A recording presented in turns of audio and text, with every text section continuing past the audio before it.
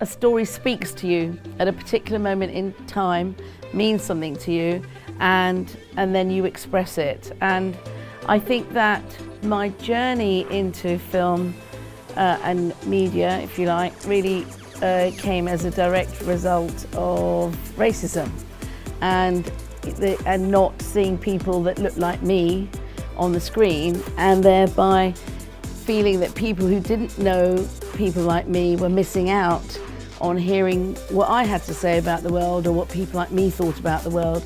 And so that was the whole reason for me to go into storytelling. But I think with Viceroy's House, I finally was inspired to do something about my history and my background, having gone for the first time to where my ancestral homeland was, which became a new country called Pakistan in 1947 after the partition of India. So at that moment in time, for me, it was, I want to tell this historical story, and it took a long time to get it off the ground, but it ended up being Viceroy's House.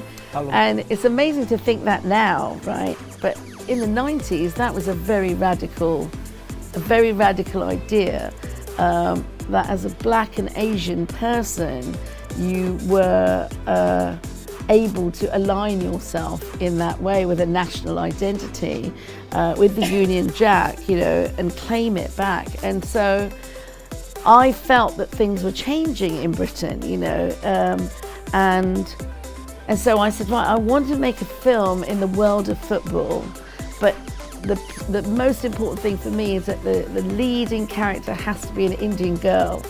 How can I bring those two worlds together? So that's how I approached that, watching all these football things happening and seeing Britain changing. So I wanted to, you know, so I started with that premise. How do you take this world, which seems the diametrically opposite world to someone like me, and how do I put the two worlds together?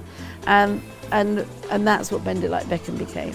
And so just the idea of her wanting to play football was a very radical idea as a woman and as an Asian. But anyway, the point was that film took an awful lot of persuading to get financed, and everybody rejected it. And the point was that everybody felt that nobody wanted to watch a story, a film about an Indian girl who wants to play football.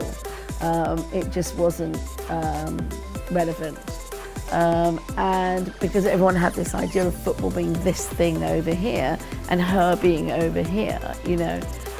Riz Ahmed recently quoted a statistic from Skillset in his very impressive speech to Parliament, that between 2009 and 2012, Black and Asian and minority ethnic participation in film and television production dropped from 10% to 3%, which is a shocking statistic. Yeah. What can film and other creative industries do to change this? Well, I'll give you another statistic. When I made Bargee on the Beach in 1993, I was the first Asian woman to make a feature film in Britain, and everyone was very excited by that. And it happened because Karen Bamborough was head of Film 4 at that time, and she plucked me up and said, "You're a voice we need to encourage," after seeing my first film, which I did for the BFI. And so I got put on this fast track to make my feature. 25 years later with Viceroy's House, I'm still the only Asian woman making feature films in Britain for a living.